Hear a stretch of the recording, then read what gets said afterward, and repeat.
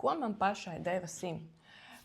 SIM bija vispār mana iepazīšanās ar moderno rietumu astroloģiju, un tas notika neilgi pēc mana 3. bērniņa piedzimšanas, kas priekš manis bija ļoti skaists, bet emocionāli ļoti smags brīdis. Es biju iekritusi tādā ļoti zemā emocionālā stāvoklī. Un tad, kad jau ar speciālistu palīdzību bija izkārpījusies ārā, man vajadzēja kaut kādu virzienu. Un, es izlēmu pasūtīt sev to SIM failu, un viņš bija tāds kā tiešām svaiga gaisa malks manai dvēselei, jo es tur ieraudzīju tik daudz tās atbildes priekš sevis.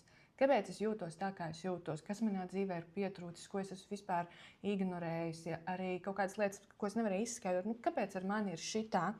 Un visi tie raksturojumi par manu sauli, par manu saules māju, man iedeva tik daudz atbildes. Piemēram, to, kas ir to man pārlieko emocionalitāti. Sapratu, ka tā ir vienkārši nerealizētais potenciāls zīmē. Es viņu varēju celt tomēr pa augstākiem stāviem, un tad es nebūšu tik šausmīgi, viegli aizvainojama, pārjūtīga un tā.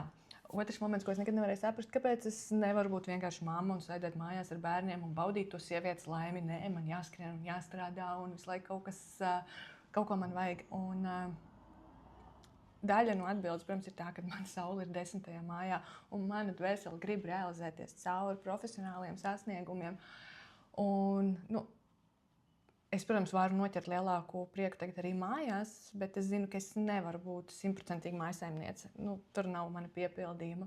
Tāpat tās ieraudzīju to, cik ļoti saspringus ir mana emocionālā pasaule, jeb cik nerelaksēts ir mans mēnestiņš. Un Sims vienkārši tāds, ok. Es īstenībā sevi ieraudzīju tādā diezgan, šitien ir pa mīnusiem, šitien ir pa mīnusiem, šitais iet pa zemajiem stāviem. Labi, un tad sāksim strādāt, lai to visu celt ārā. Un īstenībā priekš manis šī diagnostika, ka es sapratu, ka ir diezgan slikti, viņa nebija nomācoša, bet viņa bija tāda tieši ļoti uzmundrinoša, jo es ne tikai nodiagnosticēju, ka es esmu zemā punktā, bet man bija risinājums, kā to visu mainīt. Ko tad man tieši darīt? Un es tiešām ļoti apzināti tam piegāju. Katru dienu savus sarakstus pārskatīju. No rīta izvēlējos, ko es šodien darīšu. Vakarā pārskatīju, ko es šodien esmu darījusi, kur varbūt bija kaut kādas neapzinātās darbības un kuras var pieslēgt vairāk apzinātības. Un ļoti ātri es sāku sajust to, kā man enerģija ceļās. Un iekšējā skaidrība kļūst lielāka, jo es tā kā beidzot gāju pa tām savām enerģijām, un es noķēru to sajūtu, ka ar mani viss ir kārtībā. Es sāku noticēt tam, ka mans autentiskums ir kaut kas foršs un skaists, nevis kaut kas ir jāslēpj. Tā kā es smējos draugiem, kad pateicoties Simam, es pieņēmu to, ka es pēc sabiedrības standartiem neesmu varbūt gluži normālais cilvēks. Jā, man interesē dziļums, man interesē ezotērika, enerģijas un visas šīs lietas. Un, ar manu karti nav brīnums, un man to visu ļoti vajag.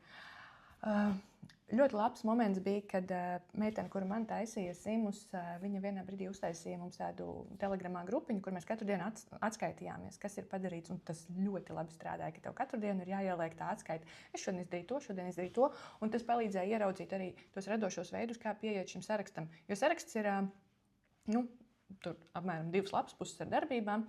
Bet zem tā viena teikuma īstenībā slēpjas ļoti daudz kas. Un tad, kad tu redzēji, kā citi to dara, palīdzēja saprast, bet šitais punkts jau īstenībā var izskatīties arī šitā un šādi. Un to visu var dažādos līmeņos izspēlēt. Un es tiešām sāku ar mazumiņu, bet ar apzinātību. Jo lielā atslēga jau tajā simā ir, ka tu dari lietas apzināti, ka tu ieliec to nodomu, ka šis baro man dvēseli, šis man dod enerģiju. Jo, piemēram, viens ļoti tāds konkrēts piemērs, kur es to mazumiņu, darot apzināti, izjūtu foršu efektu, jo, piemēram, manā simā ir es neesmu nekāds baigais dziedātājs, bet es dziedāju meitiņai šūpuļdziesmas vakarā, un es tiešām sāku, ar mašīnu braucot, sāku vairāk dziedāt līdzi, un es sajūtu to, forši, man patīk īstenībā to savu balsi kustināt, un es sajūtu, ka man sāk kļūt vieglāk izteikties, vieglāk runāt, un tā. Tā kā man tās darbības tiešām ļoti daudz ko izkustināja tajā brīdī, un tas man arī pamudināja, ka wow, šis tā strādā, tāpēc es arī izlēmu, ka es gribu to iemācīties un dot arī tālāk. Un tad kaut kādā brīdī tas viss jau kļuva ļoti pašsaprotami. Un tā bija man lielākā kļūda. Tā kā bišķiņ nolikt malā sarakstu, un es jau to daru, bet es pazaudēju apzinātību. Un tad es nonācu tajā punktā, kad atkal tās enerģijas nav, atkal kaut kāds, nav tas stāvoklis, tas foršākais. Un ko lai dara? Un es atkal paņēmu tos savus simus un tāds, reku, tu esi iekāpus ļoti daudz enerģiju atņemošajās darbībās. Un tas, ko es darīju no simiem, tas bija tik ļoti jau automātisks, ierasts, bez apzinātības. Un tas bija tas moments, kad kurpnieks bez kurpēm visiem stāsta, cik labi, bet pati bija aizmirsusi pielietot. Un līdz ko es atkal sāku apzināti ņemt un lietot tos simus, tā atkal tik forši tā enerģija iegriezās. Tāpēc es to tiešām redzu kā brīnišķīgu instrumentu, ko izmantot kā pamatu visam. Un īstenībā arī tad, kad es strādāju ar cilvēkiem dziļākā darbā, es redzu, cik ļoti grūti ir nonākt pie rezultātiem tad, ja tava saule nestrādā. Un tāpēc man liekas, ka tas ir tāds pamats visam iekšējam darbam. Vispirms iekustini savu iekšējo resursu, sakārto pamatus, dari to, kas tev tiešām dzīvē ir ielikts. Un tā tava saulīte, tas ir tavs pamata kodols.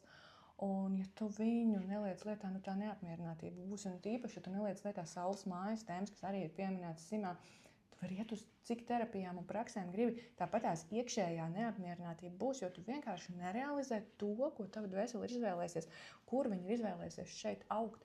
Tāpēc šis ir instruments tiešām visam mūžam, un tas nav tāds apgrūtinošais. Tu viņu vari lietot, vari nelietot, pajust, cik vērtīgi ir tomēr viņu lietot, un pie viņa var vienmēr atgriezties. Gadiem tas aktualitāti nezaudēs.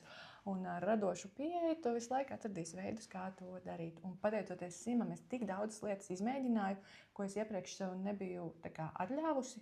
Nesapratu, vai vajag vai nē, bet kopš es sāku pielietot simu, es tiešām daudz apzinātāk sāku pieiet dzīvei un neatteicos no iespējām. Ja iepriekš tur, šodien slinkums, šito negribās, tad, kad tu zini, ka tev tas ir tajā sarakstā un ir jādara, tāds, ok, piekrīt uz šito iespēju, piekrīt uz to iespēju, eju, daru un to. Un tas tiešām ir tik forši. Un tas nenozīmē, ka tu kļūst par tādu yes, please, es visur piedalos, bet nē, tu zini, kas dara tev, un līdz ar to tu vari vieglāk pateikt jā tām iespējām, kas tev dara, un nē tam, kas tev nepalīdz. Tā.